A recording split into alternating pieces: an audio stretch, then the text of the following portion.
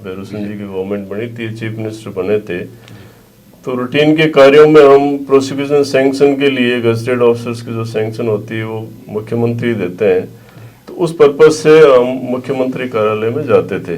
तो वो एक पूरा डीजी एंटी करप्शन ब्यूरो के और दूसरे अधिकारियों के साथ में और कई लोग साथ जाते थे, और वो हर एक इंडिविजुअल केस को, उनकी एक अलग सी आदत थी कि वो मुख्यमंत्री कार्यालय में बैठ के अपने साथ में होम मिनिस्टर को, चीफ सेक्रेटरी को, होम सेक्रेटरी को, डीओपी सेक्रेटरी को, लॉ सेक्रेटरी को, और डीजी पुलिस और डीजी एंटी करप्शन, इन सभी अधिकारियों को साथ बिठा के फिर आईओ के सामने खड़ा करके और एक एक केस का वो पूरा छिद्रान्वेषण करते।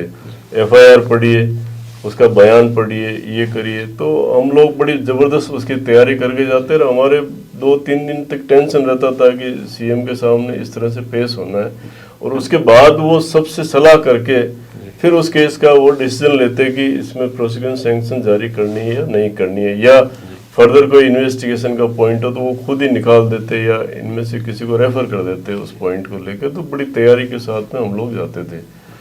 तो ऐसे ही 2-3 बार मुझे भी मौका मिला जाने का। फिर मेरा ट्रांसफ़र बीकानेर हो गया। तो बीकानेर में कई ऐसे सेंसिटिव केसेस वहाँ पे हुए। महाजन फील्ड फायरिंग रेंज का एक, उस ज़माने में 1,45,00,000 के गबन का एक केस था, जो बहुत बड़ा केस था। सुप्रीम कोर्ट तक मेरे पास वो केस है। एक प्रोफेशनल अधिकारी उसमें जिनकी नौकरी चली थी, हाँ, संजय पुरोहित।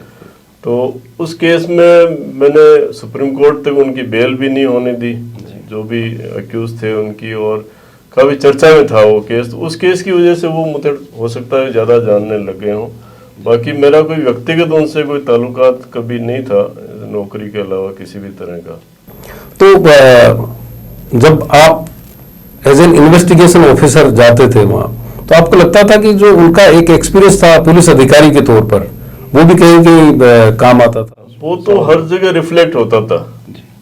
वो कहते आपने इसके बयान 164 के कराए नहीं कराए, क्यों नहीं कराए, आपने ये क्यों नहीं किया, आपने एफआईआर में ये क्या लिखा है, इसका क्या प्रभाव पड़ेगा। तो हर जगह उनकी जो पुलिस की इन्वेस्टिगेशन बारे जो नॉलेज थी वो तो हर लेवल पे झलकती थी उसमें।